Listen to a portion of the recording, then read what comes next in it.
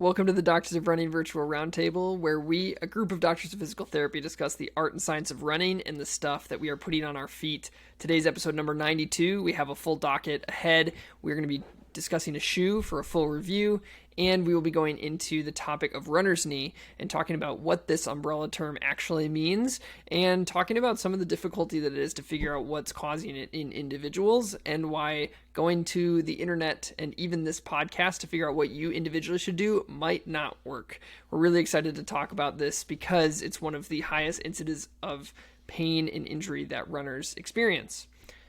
So before we do that, we are again episode 82, and it's just Matt Klein and I. David is taking the night off, and Andrea is taking the night off.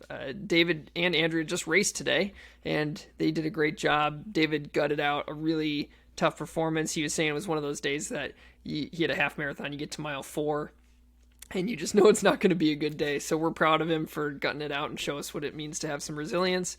And Andrea took first overall female in a 5K. And ran a PR compared to her last year PR. So she had a really good day, and it was fun to cheer them on. Before we jump into everything, I do want to ask all of you a favor. If you have it in you to take 20 seconds to leave a review of this podcast, it helps spread the word about what we're doing. So if you've liked listening to the content that we're creating, you want to help spread the word a little more, just drop a review, and that would be super helpful on whatever platform that you're listening on. So let's go first into our subjective before we jump into our shoe review. And we're going to talk about shoe weight. So how heavy or light do you prefer your daily training shoes to be? How important is weight when you're picking the shoe that you just run in every day, and why? So Matt, what would you say to that question? You know, I used to be one of those people that, like, it had to be the lightest possible. I really like lightweight trainers. The more I've kind of done this and enjoyed trying different things, the more I've kind of gone, this isn't important as I thought for daily training. For workouts, definitely. Daily training, not so much. So this shoe we're going to talk about, the Horizon. It's a little heavier, right? It's premium. There's tons of cushioning other foot. But I found, especially with some of the new foams, the weight hasn't mattered as much. And when it comes to just getting through your miles, I actually like something that's got a little more weight on it, because then when I change into lighter shoes, they feel even lighter to me.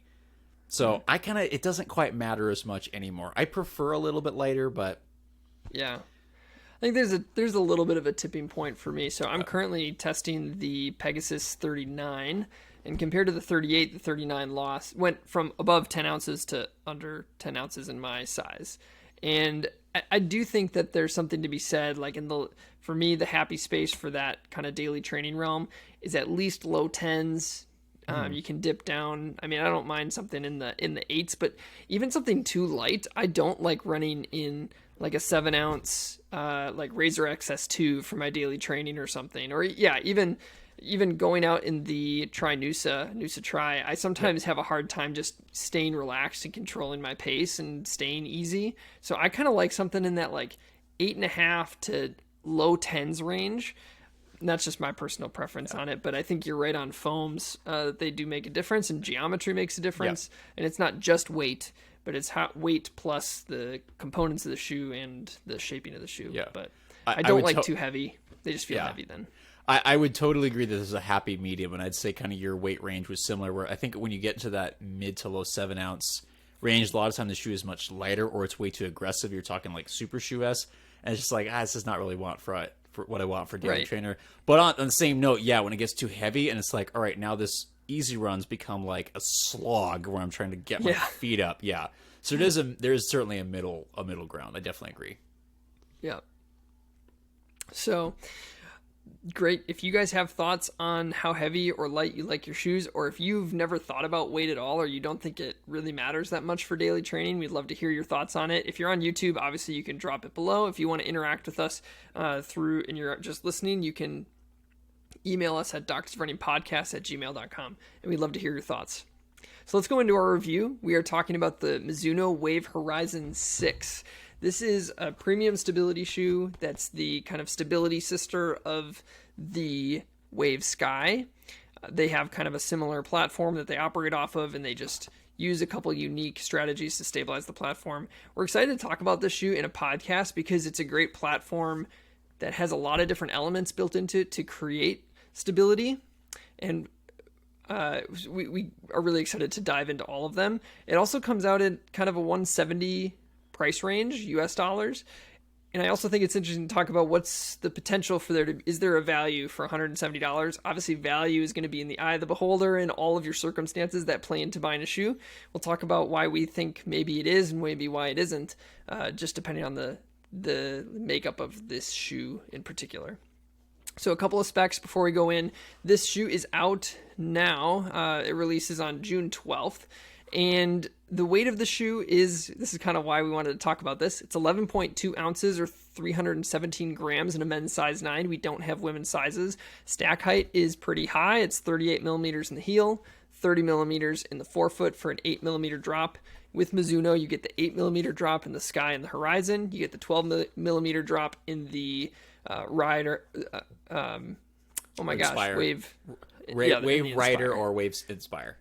Wave Inspire. So you have the 12 millimeters in those, 8 millimeters in these. So let's just go right into the conversation about stability, Matt. What are some of the elements of this shoe? Talk us through the midsole components that create the structure of this shoe and why it's a premium stability shoe.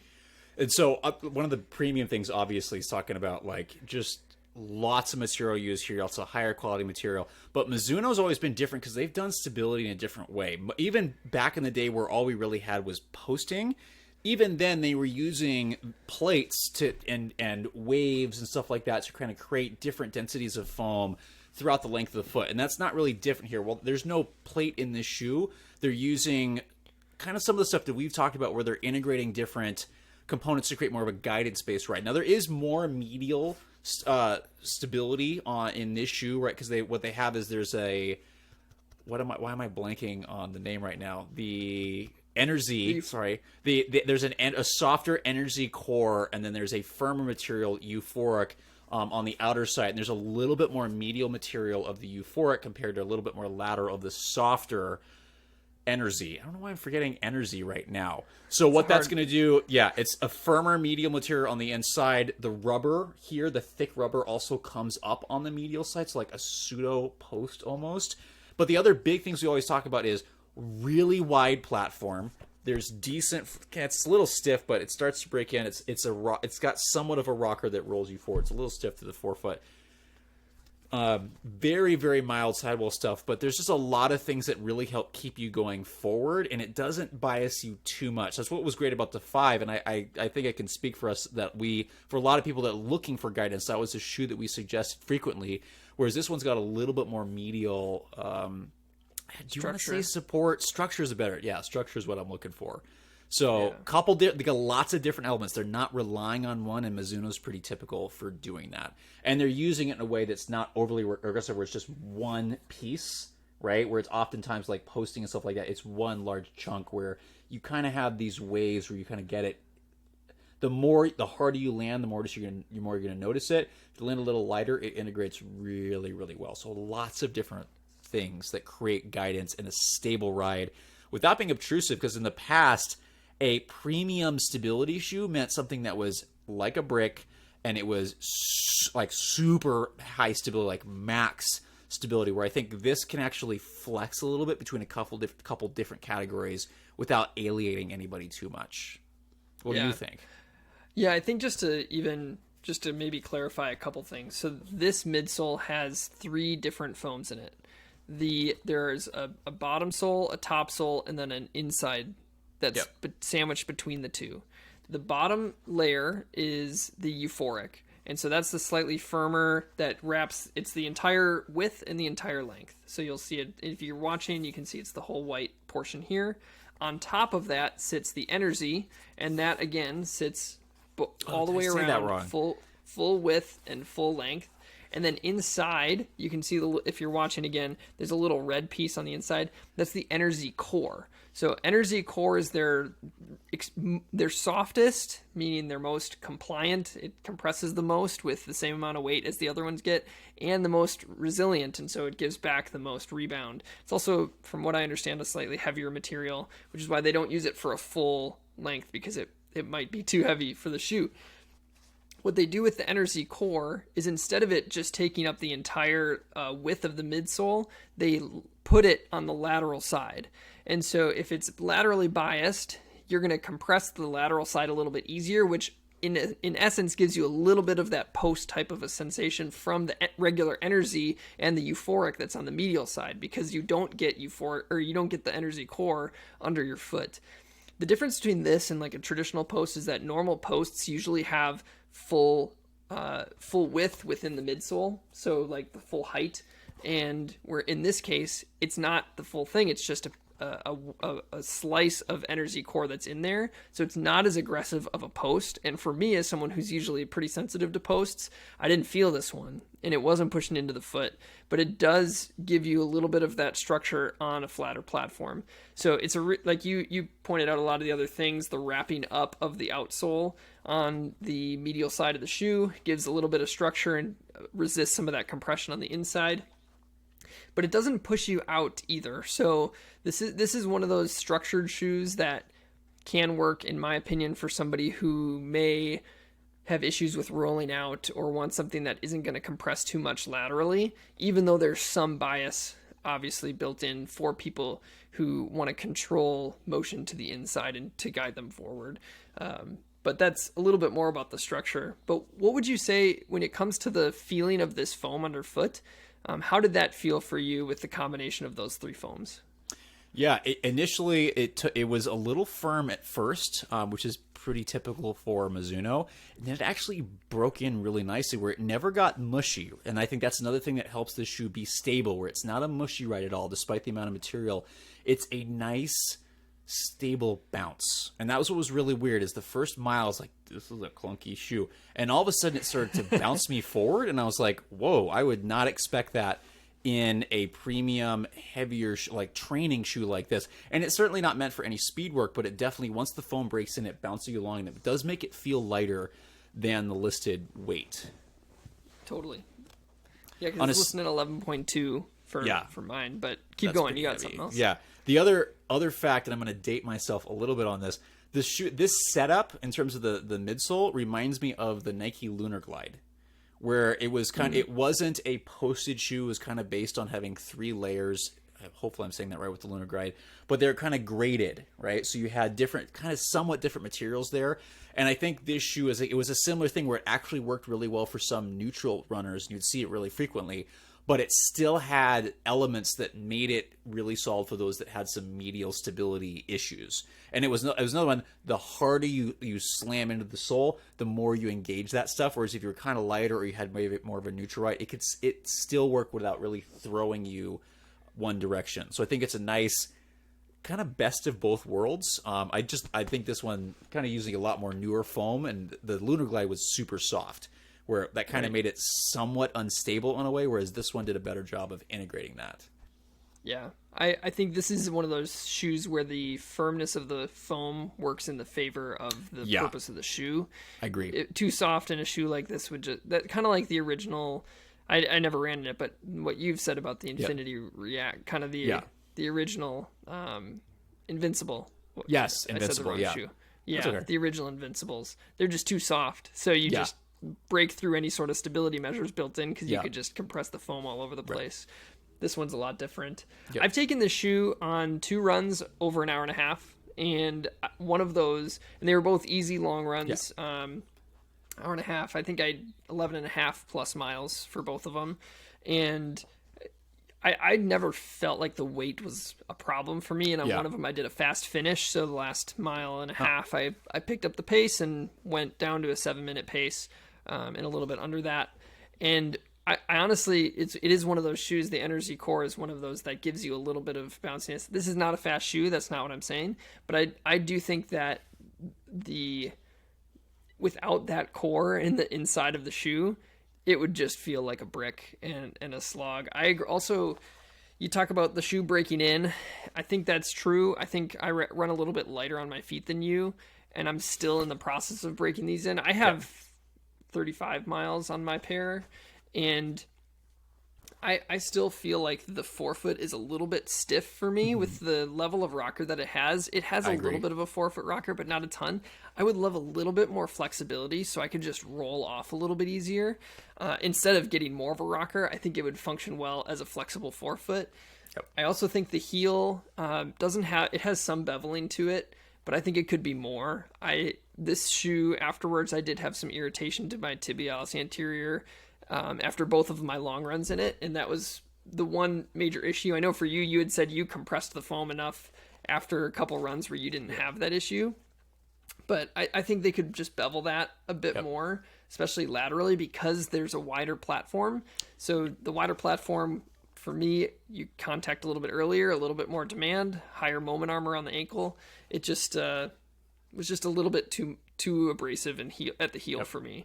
Otherwise, I didn't feel the weight at all. I felt like it moved me forward really well, and I didn't have any, like I said, no obtrusive nature of the stability element. So it worked really well for me in that capacity for those long, slower runs. I think the other reason I don't have an explanation for this, and I didn't do any gait analysis to actually know if I was doing this, and I probably wasn't, because human beings are terrible at knowing what they're actually doing in terms of gait. But I felt like I wonder if it's that I always felt like I was starting to get up more on my forefoot in this shoe. And this is another shoe. This is not a rolling shoe. It's got a little more bouncy ride. So I feel like I was getting up a little, not like I was running fast, but just getting up a little farther forward to potentially try to avoid that a little bit. So It felt like I was bouncing along. And I had the same experience where I took this for a couple long runs and I'm like, oh, this is going to be a slog. And it wasn't. Like the more I kind of broke in, I think as I was hitting the ground harder as I fatigued, it felt nice. And I just kind of bounced me along. I did not attempt to do any up-tempo work in this. But it felt surprised, like it was going, hey, this is just a solid daily training, long run shoe that's going to just keep you going for long mileage. And it was good. So let's talk about fit then. We usually start with that, but let's go back to it. Tell me about what your experience was with the feel of the upper, the fit of the shoe. Oh, upper is very high quality. I really like this upper. The toe box does taper a little bit here, but I felt like in typical Mizuno fashion, I had a little extra room without being sloppy. So I didn't have any issues with the with my foot sliding around. I actually did wear the sockless, which is why I keep smelling something as soon as I bring this close to my face. I'm like, because I wore it sockless. It was great. Upper is really comfortable. Forefoot does stretch really, really well. And the thing that I was most interested in is they intentionally designed the weave on the medial side to kind of wrap up around the arch. And I was like, does this really do anything? And then I actually started tightening up, and I definitely, as I fatigued on longer runs, I did notice this, and not in a bad way. So some interesting strategic structure in the upper, which is why we always talk about, hey, uppers are really important. I think this is a really good example of taking advantage of that. What'd you think? Totally. Yeah, I think this was my favorite upper material for the Sky and Horizon kind of story that they've done. I think that the material is soft and breathable, but still like premium and thick and durable. Like you're not going to... My sister, every shoe she gets a hole in her big toe area. She's always lifting that big toe, you know? Yeah. She's one of those. This is one that's going to last that. You know, you have some really good ventilation through the toe box that also allows some stretching. The tongue is comfortable. The heel is a very rigid heel counter, but it's padded well. And you even mentioned irritation, so I'm assuming, but it's not overly padded. It's not like this huge stuffed heel, but it just locks down well. And it's to use a David term, it's cozy. But I think the one issue I have fit wise is that taper in the toe box. Mm-hmm. I think they could just open that up. I don't think there's not really a reason, especially in a shoe like this, to have that taper. I think they could really open it up, even make the silhouette more like what's in the Wave Rider, and they would have a lot of success. I think that if the taper wasn't there, I would go a half size down for myself as someone who oscillates between an 8.5 and a 9. I'm more of a pure 9, but I do go to 8.5 for some things. I would have gone down, but the taper is such that I wouldn't want to, because this fits a little bit longer for me. But I wouldn't go half size down because of that taper, and I didn't notice it, and I think it's because I had that little extra length at the end of my foot. But really, really comfortable upper. Tongue is nice.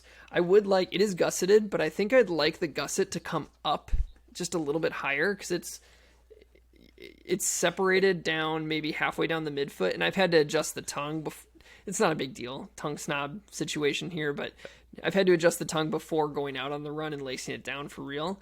And I think that if they just brought that gusset up a little bit, it would be a little bit more secure. So, do you have any more thoughts on the upper fit? I think it was good. It fit me true to size. I did notice the taper, but I think that I'm so aggressive with shoes, I kind of forcibly opened it up. Totally. It is something I noticed when I put it on, but then on the run didn't bug me. But I can see those people that might be sensitive. It's just here because the forefoot's actually fairly it's on the wider side, but it just tapers. Right. Why I'm not sure, but it does have some stretch to it, so it right. didn't really bug me on that. But I would go true to size. Nathan, sounds like if it wasn't for that, you would go down. I would go down size. Yeah. Okay, got it. So you're gonna have to try the shoe on. It sounds like. Yes. But I was fine in size 9. Like I don't have complaints about it, but I do think it would have fit me a little bit better. Yeah. I think one of the things that we've had questions about when we've posted about the shoe is, how is a shoe like this worth $170? So let's talk about that question, and then we've also thought about some different types of shoes that this would be similar to or dissimilar to. Why is this shoe unique? So we'll talk about that too. But when it comes to $170 price range, what comes into your head when you consider that sort of price for a shoe that weighs 11.2 ounces and is a premium stability trainer? Yeah, I think the first thing, it's justification, right? So I want to make sure the upper is fitting really well. I want really high quality material. I want a super durable shoe. I'm always upset when I get those $170, $180, $200 shoes, $250 that just I blow through in a very short period of time. That makes me upset, which I got to give shout out to the Horizon 6. This is my left shoe, and I have 60 miles on them without any wear on the outsole. And that is insane. That's insane. So again, durability wise, you're definitely get your money's worth. And these, as they break in, feel even better because the core all the stuff, the foam seems to break in more. So I think from a durability standpoint, definitely, especially as shoes seem to be lasting less long, or they're lasting, I should say, for shorter periods of time. Let me use better grammar there. I'm expecting really, really, especially if it's a stability shoe. It's not lasting longer. Yeah. It's not. Don't do that. Please don't do that. Sorry. That was good though. I'm expecting premium midsole materials and for it to feel really good. And if anything, I think one of the key things is, hey, I want this to adapt to me. I want, for $175, I really shouldn't have to spend that much time breaking in a shoe like this. And it should be able to work well for, if it comes to a premium shoe, these typically don't work well for speed. Although in the higher cost range is getting more normal. So for some of these, racing flats and the super shoes, carbon fiber plated shoes. But for training shoes, I'm going to want it to feel good underfoot. I'm definitely going to want a little bit of a bounce. I think that's required now to have some more bouncy midsoles out there, especially with the materials that they have. And I just want it to feel good all day long. Mm-hmm. Is that fair? Yeah, that's fair. I mean, obviously value, we've talked about this before, Matt, but just value is obviously so person dependent. Right. Because $100 to one person and $100 to another person is completely different. So there's the question of accessibility to purchasing a shoe. But I do think, like you referenced, I think the one thing that this shoe has going for it in the $170 realm is the durability of the shoe. Yeah. From an outsole perspective, they put a lot of rubber, so you're going to have that. It's going to stick there, and obviously for Matt, it's not blown away at 60, which would be typical for him. 30 is typical for him to blow through some rubber. 25 to 30 is like, oh, the outsole's gone already.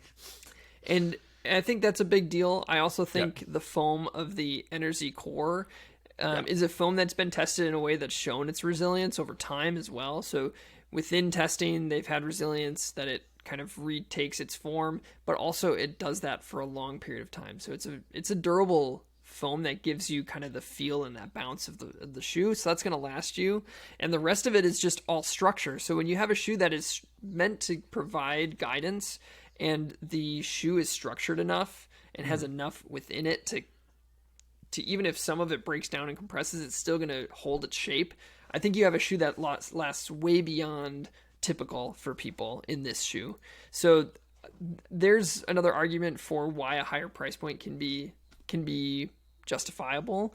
And obviously it comes down to I mean, this is whatever. This isn't our area of expertise, but it comes down to the cost of what do these companies have to pay to get the materials and get it made and all these kinds of things. So why they set their price point is not our decision or our thoughts, but you do get a lot of durability out of this shoe, and I think that is some value. So, Matt, when you think about other shoes that are in a realm like this, you kind of mentioned that this is a uniquely structured guidance shoe or a uniquely created guidance shoe. What other shoes, there's shoes like the Kayano Light and the Vongo, some that use slightly different methods to create stability. Is this like any of those shoes, or is this unique in a different category, or what would you liken it to? I think the two shoes that come to mind almost immediately when compared to the Horizon would be not the Light, but the Asics Kayano, and then probably the Hoka Gaviota. Am I saying that right? I have no idea. Gaviota. Gaviota. Oh, yeah. Gosh. I have so much trouble pronouncing things to begin with, and then they throw that at me. It's like, okay, it's not about me, but those two shoes would probably what I would compare it to most. The difference is, especially the Gaviota. Did I do that right? Yeah, that's right. You got it. Okay. Is that the Gaviota is still using an EVA-based foam, if I remember correctly. So it's got a far more narrow fit underfoot, and while there's a lot of foam underfoot, I think the material is we apparently have that shoe on the way. I've tried some of the older versions, and the EVA foam tends to get really, really firm underfoot. Yeah, it's very rockered, so it's a rolling ride. I actually think it works better as a walking shoe, but the foam just isn't the same as a shoe like this. And yeah, it's because this just has such a more premium foam here. Durability on the Gaviota, I've heard, I don't know. Gaviota. I've heard some issues with that, but I have to test it to know, whereas this one is a tank. But in terms of like the midsole shape, like in terms of the width, kind of reminds me of that.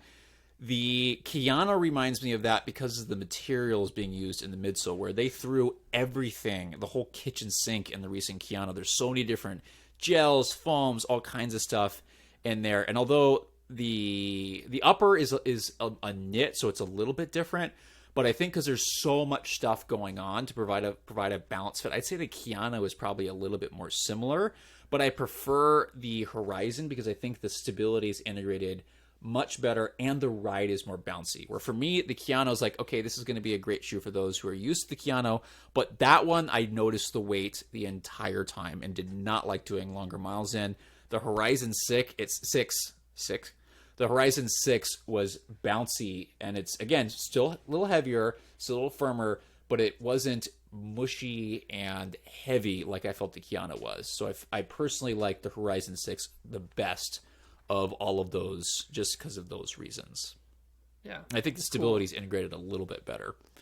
Are there any neutral... So I think this could be one of those shoes you consider in the stable neutral realm just because of the lack of kind of obtrusive nature.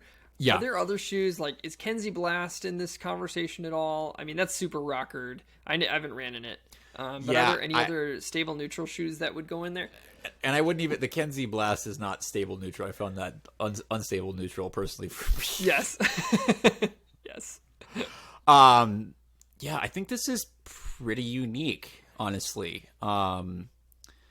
Because to me, the Sky wasn't stable neutral. It was definitely neutral. And I think the wider platform and the way they set it up works a lot better for people that just need a really well-grounded shoe that still has a little bounce, but that can be comfortable for long periods of time. So it's pretty unique at this time point in typical Mizuno fashion, because they don't typically make shoes that are similar to other companies, especially when it comes, the 8mm drop was really interesting. I know they've been slowly working their way down, but it's always interesting to me when they do a non-12mm drop shoe. Mm-hmm. But I think the way they set up the three foams, I guess you could technically say four, right, if you count the outsole, but I think it's different than a lot of the other ones out there. Yeah, I love just the subtle changes of placement of the core. I think it was really, really great. So I agree with you completely on that. The other thing that I wanted to say. You go. Yeah, go for it. You go. All right. When we talk about, we always kind of try to figure out who is this shoe best for, and we've got a couple guides out there. We're working on a walking guide, and I have to say this was a one that really worked well for me wearing all day long in clinic. So if I'm part telehealth right now and then part in person for physical therapy with the clinic, the Kaiser clinic that I work at, and when I was on my feet running around all day, I would wear this is like a really comfortable clinic shoe, especially if you're on hard surfaces for long periods of time. You don't want something jamming into your arch, which is for those of us that, start to fatigue. So walking, standing, especially longer standing, a lot of times people's arches, some of those muscles are fatigued if you're standing for 8, 10, 12 hours a day. This was a shoe that didn't do that. It was just comfortable underfoot. It had a nice amount of cushion for standing and walking, but it wasn't mushy where I'm like, okay, now my back or my knees, all this kind of stuff is starting to ache, which is sometimes what happens when you're standing on a super soft surface for longer periods of time. It was like, just got out of the way, and it let me do what I need to do without my feet hurting, without, anything aching. It provided, it's like, again, we've talked about this, it seems to provide stability really well in an unobtrusive way. It's like, I'm just going to help support you and get out of the way. Right. So I gotta give it a shout out for people that are looking like, hey, I need a little bit of support, but I'm standing on my feet for long periods, I'm walking for longer periods, and I want a shoe that's super durable, it's gonna last, but also supports me for those long periods. This is one that kind of has, especially for testing it, right? And I've been wearing it, doing this for weeks on end with like 10, 12-hour days. It's been a solid one for that. Where people always ask us, hey, what's a great shoe for I stand long periods at work, or I walk for longer periods, I think, and I'm not a runner, I think, and I might need some stability, I think this would be a good option because of how well it's integrated. And that premium stuff comes alive then. Yeah. One of the things I did want to bring up, we, if you've been following us, every review of ours has a section on stability. A lot of our posts, maybe on media, speak to the structure or the stability or the guidance of a shoe. We've been starting to get some questions and some comments relating to, wow, man, you guys, again, there we go with the stability talk. And I think one of the things that we want to make sure people know about our philosophy of footwear is not that more stability or structure or guidance equals better. That is definitely not what we would say. We would say that everyone is super individual, and at different times in your running career, there's going to be a shoe that is better for your needs, and that shoes are tools. And there is going to be a time where a barefoot zero, like a XERO zero shoe, is a better option for somebody than something like this in the Horizon 6. So we are not in the camp of a shoe needs to be stable to be better. And I think one of the problems is that we have a grading system because people like grades or scores or whatever, and part of our grading system is stability, and that's on an A to F scale. Just because we give something a C doesn't mean that that's a bad shoe. The shoe could have a C stability, and that's where it gets messy, right? Because a C looks worse or a D looks worse. Right. But just because a shoe isn't stable doesn't mean it's a bad shoe. It's just who is that for, and when, and why, and what requirements might that put on somebody. In the same way, what kind of requirements does a stable shoe put on somebody? It requires you to allow a shoe to act on your foot or your body in some way. And we talked to, Matt Trudeau, and he talked about how putting different types of densities under your foot does change mechanics at the knee. So if that's bad for you, and that's bringing you outside of your preferred movement path, it's not a good shoe for you, and that'd be too much stability. And so more stability does not equal better. I just wanted to make that point here, and I think maybe you'll see it in other places, and not everyone listens to our podcast who reads our stuff because it's. But I think that's worth saying. I think that's Any a really other important last things on here. I think I ahead. want to just emphasize what you said on the fact that stability is this kind of moving target. We're trying to really figure out how do we quantify this, right? So it's very hard because everybody's going to have different needs, and then some people don't need any additional rigidity or guidance. They don't like that. So hopefully, maybe we need to start rethinking how we're grading that, because the goal is to help people figure out, to go, hey, what elements of this shoe are present, and does that work for me or not? Obviously, you don't want a shoe where your foot's hanging over the side of the sole, or you're like rolling your ankle every single time you put it on. But stability is something we need to do a better job of defining, especially because it's changing. Because as Nathan, as you mentioned, not too long ago, stability was all about, is there a post or not? That was the only thing defined, or was there a wedge in the midsole? That was a sexy thing, 10 years ago. It was like, oh, it's got a wedge. It's different. But in Speaking the last of sexy things, yeah. Do you like my bucket hat? Yes, I love my fractal the bucket hat. Yes. Yeah. Okay. Hey, shout out there. Sorry. I think now things are changing so much where, even some of these staple stability shoes for years are no longer using posts. They're using different things like guide rails or sidewalls or wider soles, and people are experimenting with this stuff that I think is going to work for a larger variety of people. I mean, it's always interesting to me, Nathan, when you tell me a shoe is working for you, the stability shoe, like the Horizon, I'm like, what's going to happen? Because Nathan, so you and Andrea, they're very often very sensitive to stability elements, but they're not having any problem. And I think that's kind of where I'm hoping Tempest things go too. in terms of, the Tempest, right? Where it's a shoe that can adapt to your gait. And it goes back to, I really encourage, if you haven't listened, listen to the talk with Matt Trudeau, where it's going, when we talk about, maybe stability isn't the best term, can we talk about guidance? How well is the shoe helping you optimize your running gait to keep you moving forward instead of deviating way off to the side? And maybe we need to have that conversation going, how do we better define this? I think Matt Trudeau's doing a great job. It's still a bit of moving a target because everybody is so different, and trying to optimize this for so many different people that move in so many different ways, not to go off on a tangent, but like, tangent? Heaven forbid. In terms of like, every person's going to have different joint axes in their ankle, in all the foot bones, at the knee, at the hip. Like, everybody's going to move differently. Gait is as, if not more, individual than your fingerprint. Like, that's how unique it is. So trying to optimize that in one shoe is really hard. But I think where people are moving with stability shoes, we're trying to go, hey, let's go guidance. Let's just help people get forward, is much better. And so that's why I think the term stability is changing. And we don't want you to be scared of it. You just have to ask yourself, do I actually need this? So if doctors are running, if they're talking, this is like, there's a ton of guidance here. If I don't need that, I don't need to worry about that. I need to be cautious with this shoe. Versus, hey, if I know I need this, I need to pay attention to what they're saying. So you just got to see if that section is applicable to you.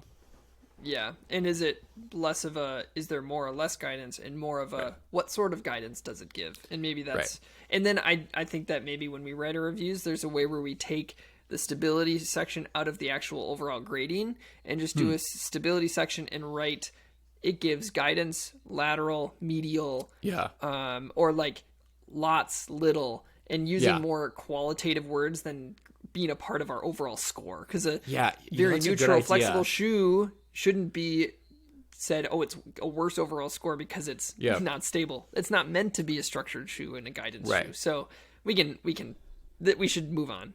But we'll talk about that. Any thoughts? Put that in the comments, because we're open to this in terms of going. We are always trying to hear from us. Yeah. We're always trying to optimize how we communicate and how we grade stuff, because ultimately you, the listener, or the viewer, is who this is really for. So if you have an idea going, how can we optimize this to better communicate with you? Let us know. We're open. Part of the reason we use the word stability is because that's what people search. So if people search it, they're going to be able to read our content, which we hope we bring some light to the conversation on stability. And anyway, that's a whole other part. But we are going to move on. Today, where is it? Here it is. Today, speaking of heavy shoes that are really comfortable all day, the Karhu Lifestyle Collection is honestly been super comfortable for me. I have the Trampus, and one of the things I like about these shoes is kind of all of their lifestyle models are almost inspired by different running models through the history of running shoes. And we all got a pair of these that we've been using a ton. BJ's our audio engineer. He's been using his a lot for work and going to baseball games. And one of the things that he finds unique about it is that you have a shoe that's made for lifestyle that's actually cushioned really well, like a running shoe.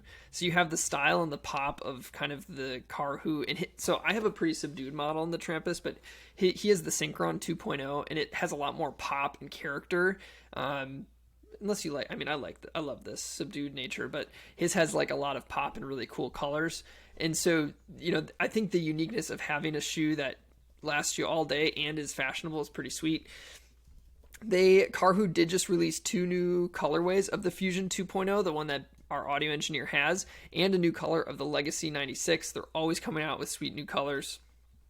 And if you head over to karhu.com, that's KARHU.com, and if you use the code DOR2022, DOR 2022, at the time of checkout, you can receive 20% off your pair of $100 or more. So they obviously they do their running shoes that we've reviewed in the past, but if you're looking for something for daily life that is cushioned and has some style and is inspired by running shoes, check out their lifestyle collection at karhu.com, and you can use that code DOR2022 at the time of checkout. We don't get kickbacks, but it would help you guys get it on your feet for a little bit cheaper. So here we go. We are going to move into our final section of the night. We get a lot of questions about this runner's knee, and so we're going to do what we can to talk about this.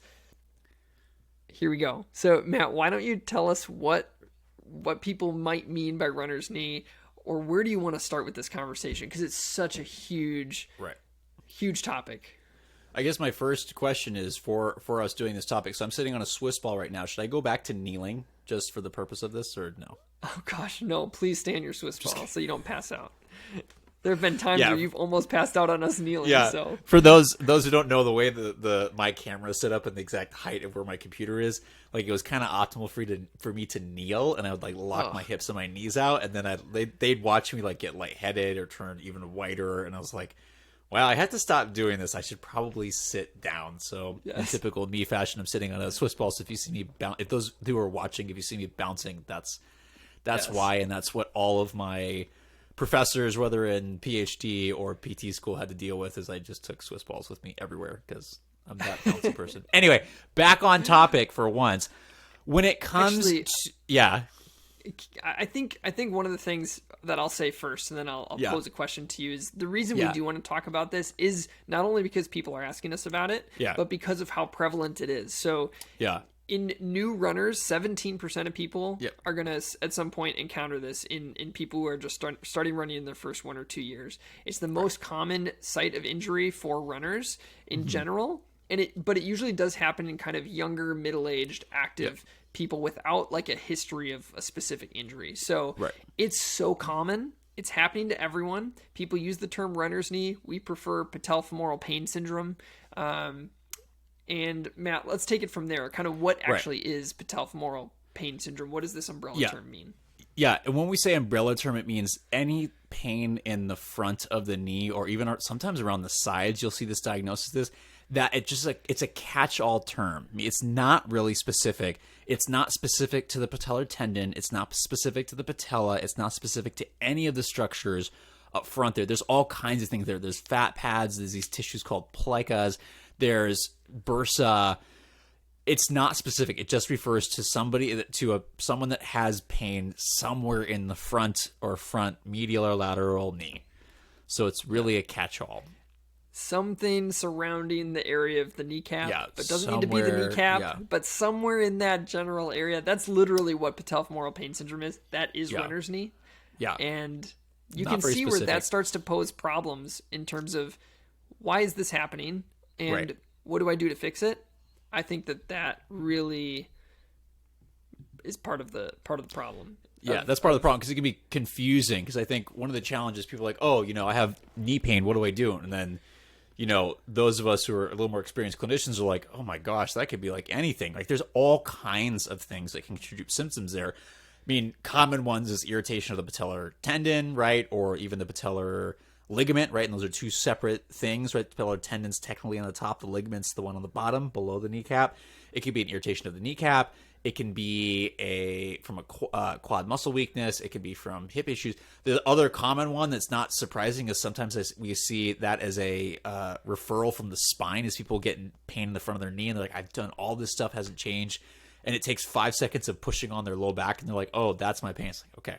So you can get referred pain. And that's what we want you to understand. We're not trying to scare you. We're just saying, hey, you really need to get evaluated, because there's so many things that can seem to contribute. And I think that's why people kind of get frightened when they're like, oh my gosh, I have knee pain. But just get evaluated, right? Have somebody good that can take a look and help you figure out which one of these things is it. Because as soon as you can figure out what it is and why it's there, it's much easier to treat. Right. So I think when you look at kind of common patterns that, and maybe common patterns isn't what you see, what are some of the patterns that you see in people that come in and say, I'm having this knee pain, I'm a runner, what's going on with me? Why is this happening? Yeah, and that's going to depend also on the age, right? So and kind of going back to some of your demographics in the incident. So younger runners tend to be the ones that typically have this more frequently.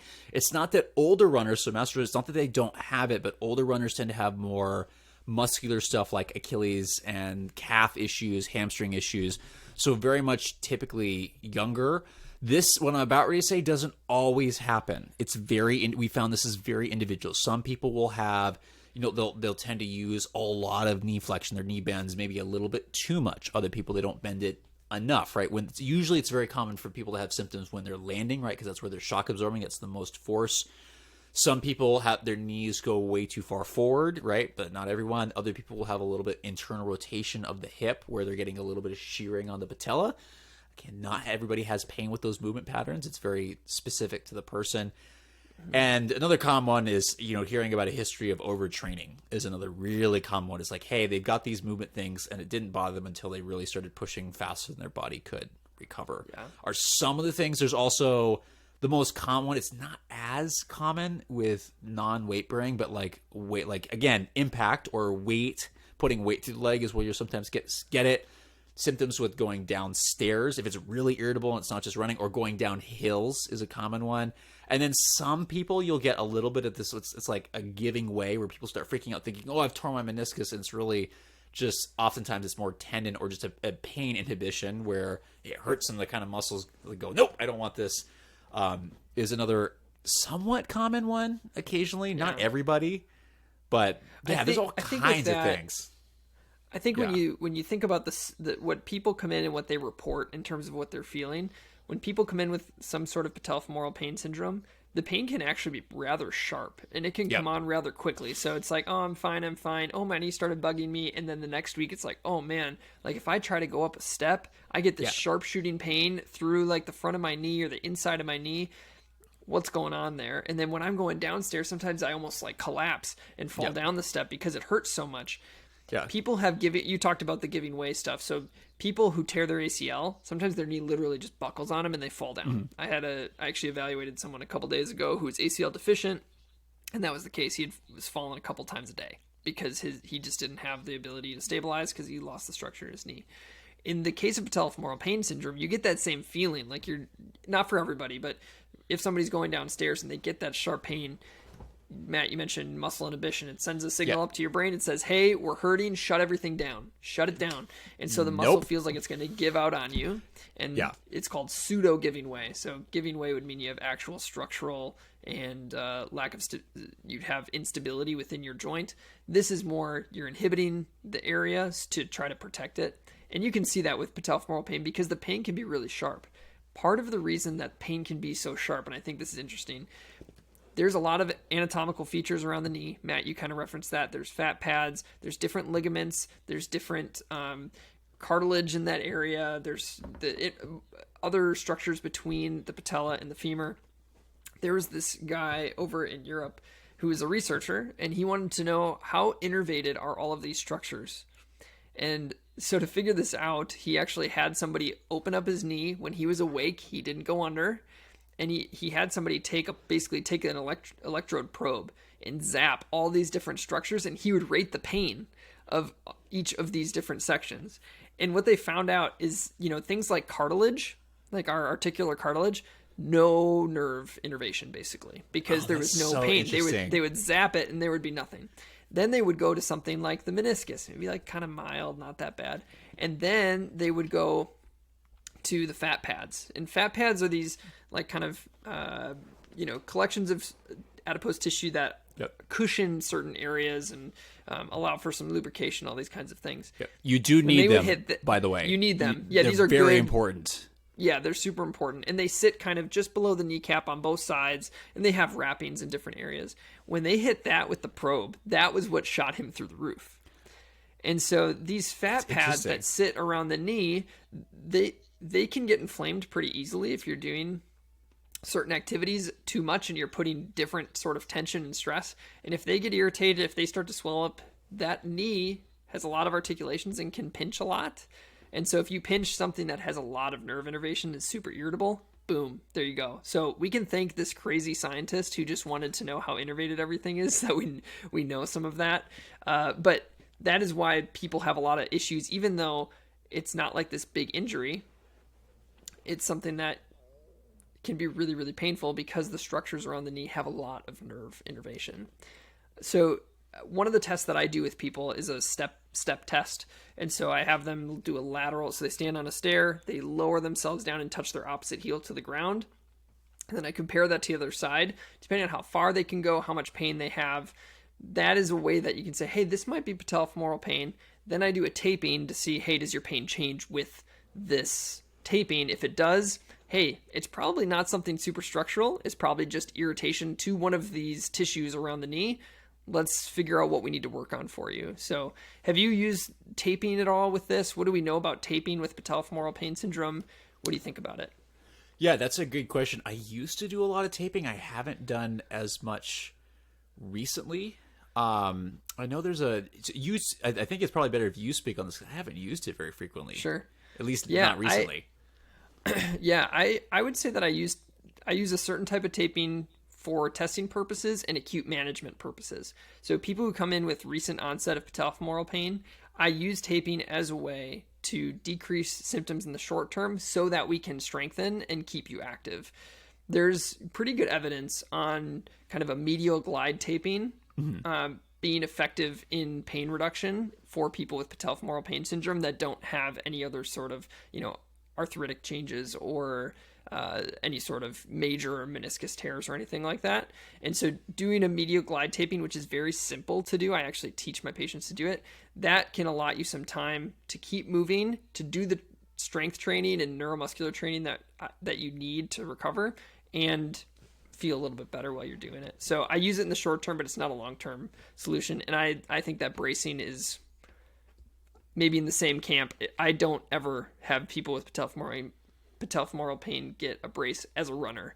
There are some cases for people who want to use it a little bit like all day at work every day. If they're a heavy laborer, that I'll get them kind of these certain braces that I found work better. But for my runners, I usually am just doing a taping in the short term if it's something that it helped during their evaluation. So yeah. There's some on the bracing stuff that has to be really specific to, and people ask about braces all the time, especially for knee. There's actually some research that suggests that you actually move more if you put in ways that might not be great with an acute inflammation when you put a brace on. So it's kind of one of those, everybody wants one. It's like, I think there might be some better things for you. Right. Taping's a really good one just to unload it, but then people sometimes start relying on the tape and the goal. The thing we want people to understand is that those are short term. It's like a boot, right? If you fracture something, it's not a fracture, right? But it's like you broke a bone, you put a boot on, right? You don't want to keep wearing the boot, right? You got to let the tissue heal and reload it. And that's where sometimes you run into issues with patients and braces. They just want to keep wearing the brace. Like, no, don't do that, because that may cause some proprioceptive issues, which is a whole nother conversation if you use that too long, potentially. Right. I think one other thing I wanted to bring up in this category is kind of the story of patellofemoral pain. When, this is good campfire story. It's not going to be that good. Sit down, kids. Get the s'mores. It's good. No, I'm not a great storyteller. I'm just kidding. What's basically gone on over the years is, okay, tons of people are getting this kind of vague anterior medial lateral knee pain. What's going on? Okay, these people have weak quadriceps muscles, or they have pain with knee extension. All right, let's give everyone knee strengthening. Let's do straight leg raises. Let's load their quads. Let's do all of this open chain stuff. Let's do all this closed chain stuff just to strengthen the quad. The quad's the problem. Let's fix it. Then they do these huge studies with tons of people. Some people get better. Some people don't. Ultimately, quad strengthening comes out in the wash of like, it may or may not help. Then they're like, you know what? Let's think about something else. Let's look at how the foot is moving and see if the foot rolling in or rolling out is playing a role in patellofemoral pain. So then they try to affect the shoe with all these different orthotics or these posts or these wedges. And then they do the same thing, the same study, and the same results come out. Some people got better, some people don't. So therefore, the results are like, boom, nothing. It may or may not help. No change, ultimately. Then they're like, okay, let's go up top. Let's look at the hip. Are they weak in some of these rotating muscles, glute med or these small external rotating muscles? Is that playing a role in, because their femur is starting to rotate? Because that is seen, internal rotation of the femur. Yep. So then they give everybody hip strengthening. And then you get the same results again, where some people got better, some people don't. Ultimately, the results come out in the wash. The problem is not that these things don't work. It's how do we pair the right treatment to the right person. Yep. And that's why on this episode, we're not going to be able to give you guys, here's your exercises. If you have patellofemoral pain, here are the exercises you should do, because it would be just, it would just be rolling the dice and you would have to get lucky. And that's not what we're about here. Patellofemoral pain syndrome is not a big deal. It's not usually a surgery inducing thing most of the time. And you just have to figure out what the right treatment path is for you. And sometimes that genuinely takes trial and error. Right. That's an unfortunate reality, but it's a reality.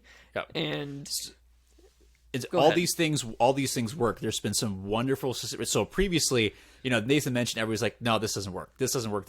Then there's been really some very, very smart people who've done some great systematic reviews on patellofemoral pain, especially in runners. And what they found, again, is what he just said is, hey, each one of these things are going to work for subgroups. Overall, there is no treatment that just fixes everything. That's not how it works. We know the quad is really important to stay strong, right? The quad is is the primary mover and stabilizes the knee joint. Yes, we know you need strong hips. We know you need optimal foot movement. Which one of these is driving your symptoms? You're going to have to be evaluated, and you might have to do some trial and error to figure out which one is it. Because it may be one, it may be one or two, right? So it's not specific overall. It's very person dependent. It's kind of like a really great example of where healthcare is going. It's kind of like all these, protocols and these certain things we go, oh, like if somebody has this thing, I always do this. Like, no, you got to listen to the patient and figure out what's happening to them as an individual, what complicated factors are coming together that really influence their symptoms, right? And as we know, pain isn't just straightforward. There's lots of things that influence pain. So it's a really good example of how you really need to take an individual approach for you to figure out what's driving this to get this where you need it to be. And oftentimes, it is frequently, conditioning, making sure you've got halfway decent mechanics, make sure your strength is good, is kind of an overall arching term, but it's got to be specific. And that's what the literature is going, hey, there's subgroups. We haven't quite identified exactly who does it from like an overall research standpoint. Clinically, though, that's where you can kind of get at this a little bit better. Right. I think a couple other interesting things, just when we look deeper into anatomy and mechanics, one of the things that I test in my runners or just people with patellofemoral pain presentations is looking at what level of knee flexion do they have their pain. And the reason I do this is because the loading of the patella and the femur changes as we go into more flexion. So if your knee is, in full extension versus full flexion, the position, so if your patella is a circle, the position that's loaded and the amount of which that patella is loaded in those different positions changes. So when you bend your knee to 90 degrees, you're going to be loading the higher part of your kneecap because it slides down. When your knee is more extended, you're going to be loading the bottom part of your kneecap. So if somebody's having pain closer to extension, that cues me into looking at some structures further down on the knee versus if someone's having more pain with deep squatting, I'm going to be looking more towards the top of the patella and the structures more towards the top of the knee. And so you have to, I think, considering running specifically, a lot of times we're not going beyond 45, 50 degrees of knee flexion. And so you're looking at the kind of that mid portion of the patella being loaded to that inferior portion. And that's where those fat pads sit, which I think is intriguing, as well as where kind of some of those plica come out. So the interaction between where the compression is higher through the kneecap and the structures that surround it, I think give us some clues as to what's going on. I've had a couple instances where people who have pain at 60, 55, 45 to 50 degrees of knee flexion, but don't have pain at 30 or more, but they want to keep running, I have them run a little stiffer for a while. And from a shoe tool usage, softer shoes can create that kind of stiffening agent. And I've referenced this in previous podcast episodes, but I see that as a potential tool for people who have pain with a little bit deeper knee flexion. They might need for the short term a slightly stiffer gait, which seems counterintuitive. I get it, and that's also the paradox of cushioning. But that's where that a very cushioned shoe might be a little bit of a tool for that time, until you can calm down your knee to function a little bit better in those deeper flexed positions. So now, have you found the opposite to be true, where those maybe that have it in a little less range, if you give them a firmer shoe, they tend to flex more, or they tend to, you feel find that as much or not much? I haven't, mainly because they have to move through extended position regardless of how deep they go, and running in a constant flex position is not running. Right. Like running crouched the whole time. So I haven't found it so much that way. More so, once they're better, they can just choose whatever shoe they want from firmness. But I have seen some benefit of a softer shoe for helping, or just cues to run a little bit stiffer. For a time, not long term. So I think that's fascinating. Also, when it comes to treatment, the other thing that we consider beyond just strength and mobility in these areas, obviously you need motion around your knee. You don't want the muscles to be too tight because that adds compression. And you don't just need to be strong, you have to know how to use it. And so there have been things that have been found in people who have patellofemoral pain. People who have patellofemoral pain, they have changes in the timing of the activation of their quadriceps muscles. So instead of the whole thing coming on at once, the medial side or the inside of their quad activates after the outside of their quad. The glute max, your amount of activation for people who have patellofemoral pain is different than those who don't have patellofemoral pain. So it's not just, how strong you are, it's are you using it right? Because these people with patellofemoral pain are having delayed activation of their glutes when they're running. And we've talked about the role of gluteals as a pre-activator to help with shock absorption. And so if you're having delayed activation of that, you're not going to have controlled shock absorption. And that's where that knee can take a lot of repetitive loading and high stress. So then comes the question, what kind of things do you think about when you think about retraining muscular activation? Are you asking me? Yeah, I'm asking you. Oh, I was just loving that, just listening. It was great as an audience. I'm lulling you to sleep. It's so exciting. I'm just listening. It's in lecture mode. No. I think one of the common things I say this just having learned this from Chris Powers in terms of getting people to kick that stuff on. This is going to be very different than strengthening. Although strengthening can help with neuromuscular recruitment. One of the common ones that I love using is isometrics, right? And using those as a way to kind of and it's not just, hey, hold. And so isometrics, as to define that, is when you do an exercise, but you hold the position, the muscle does not, or the joint does not change range. You just keep it in a single point, and it's a constant contraction. We've seen from some evidence that when you do isometrics, if you're actively contracting the muscle and using it, it really improves that neuromuscular, that cortical firing rate.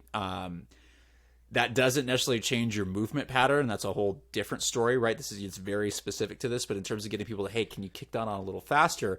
Isometrics may be a way to utilize this, but you're going to have to make sure you're actually contracting now. So this going to be a whole other conversation on, are you actually able to feel it contract? Can you get it to kick on voluntarily? That's when we talk about, hey, activation stuff. Then once you got there, there's a whole progression for that. But go, hey, can you start doing strengthening with that? Can you start doing some plyometrics, right? Training your brain to go, now you know how to use this.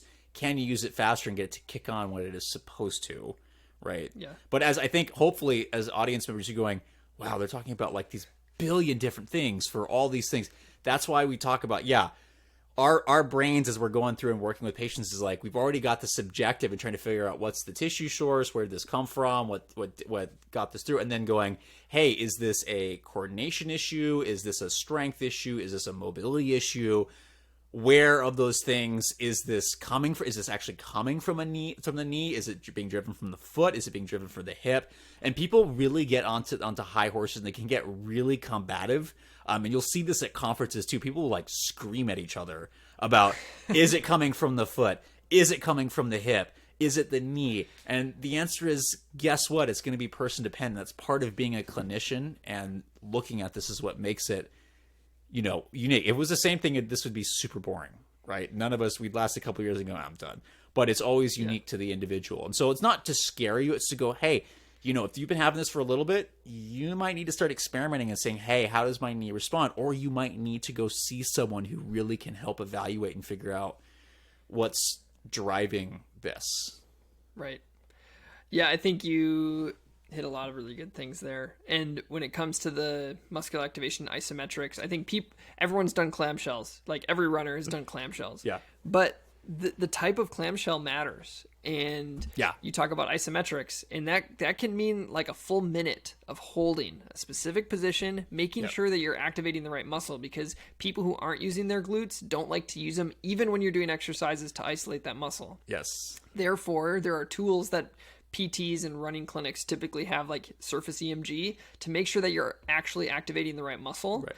And so like when I'm working with people in the clinic, I'll put on EMG, we'll do a clamshell, and then we find the positioning that actually activates it and have them hold for 30 seconds or a minute, and actually multiple times. And Chris Powers has his whole protocol and stuff that ends up doing 5 minutes of holding for your training multiple times a day. You talked about the cortical firing. That means firing in the brain. Yep. I'm going to nerd out for just like 1 second. Yeah, go for it. You do a mini deep dive. So when you talk about cortical firing, basically what goes on in the brain, we have a lot of different regions. One of them is the motor cortex. Inside of the motor cortex has something called the homunculus. The homunculus is the general pattern in which the cells are mapped within the motor cortex. And they make this little like human thing. Anyway, you should look it up. Look up the homunculus. Point being, there are pockets of cells that are dedicated to each individual muscle in the body. What they started to look at in people who've had strokes is, we just had cell death within part of the brain. What can we do to recover parts of the brain that have died, or use other parts of the brain to compensate for that? And so they found with people who've had strokes, that if you did isometric exercises, you had parts of the brain that weren't normally for like the biceps muscle start to wake up and become dedicated to that muscle. And they measure that through TMS, transmagnetic cranial stimulation. Really fun stuff. But they then took that, people who were in the ortho realm, and said, hey, can we do the same thing with athletes? And the answer ultimately was yes. So they would map the brain. They would say, hey, this surface area is dedicated to the glute med. They would do a week of clamshell exercises and other glute med exercises for 1 week.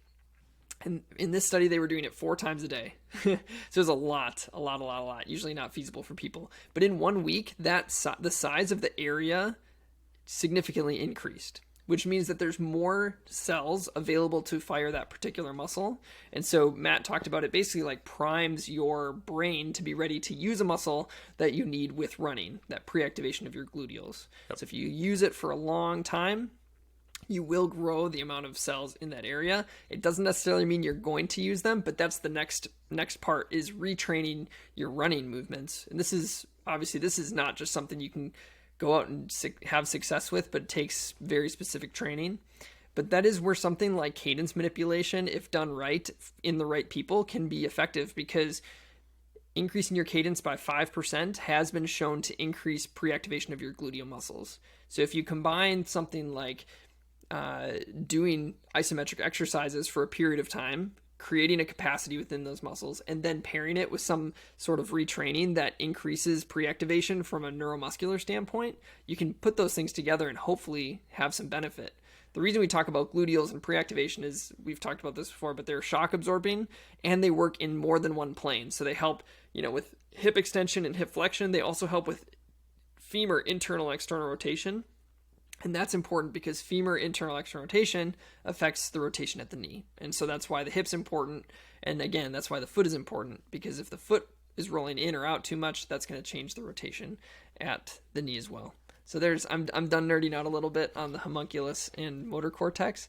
But I think that's part of why this is super important. And so there are basically anatomical features, biomechanical features, and neuromuscular control features that all can play into why you're having patellofemoral pain. And that's why you can't just look up at what's the best exercise for patellofemoral pain or runner's knee and get an answer that's going to work for you. And you might get lucky, which is awesome, but you can't just send it to your friend and say it's going to guaranteed work for them too. So And hopefully this helps you understand why this has been so confusing in the medical community, because, everyone wants a single answer, right?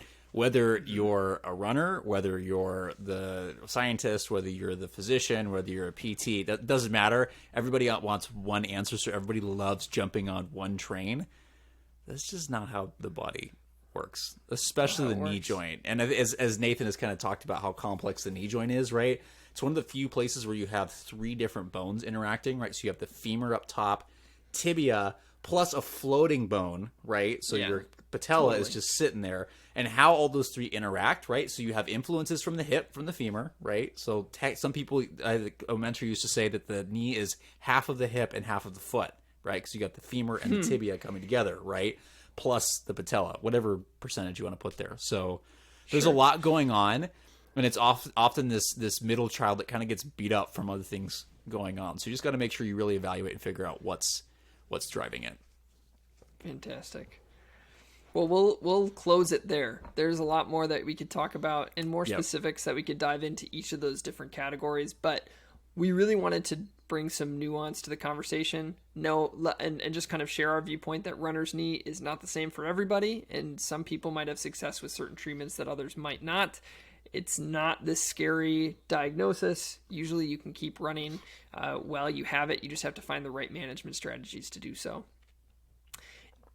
So just be smart when you're running. Maybe find a fun PT friend who also runs, and then you can just steal information from them. Just kidding. But maybe. Thank you guys for listening tonight or today or this morning, whenever you're listening. And if you want to check out more of our thoughts on the Horizon 6, you can see our review at doctorsofrunning.com. You can always be following us on... what are we on? Instagram, Facebook, Twitter, YouTube. Oh, Bob's gonna be so upset. LinkedIn, for the professionals out there from running companies, or if you're interested in that, Bach does some great stuff on LinkedIn. But Instagram, Facebook, Pinterest. What are we missing? Twitter. All kinds of stuff. Yeah, we're on, obviously, on YouTube, all these different locations. Yeah, pretty much anywhere you'll probably find us. You can find us. And if you want to really get in contact with us, please reach out to doctorsofrunningpodcast@gmail.com. We also have a support link through, I think you can find it in the show notes, through Anchor, which is the platform that we post through. So if you do want to support us one time or monthly to help keep this content coming, feel free to do that. But we don't expect that from you guys. We hope to continue providing this to you for free. As much as we can. But have a great night, and we will talk to you all next time.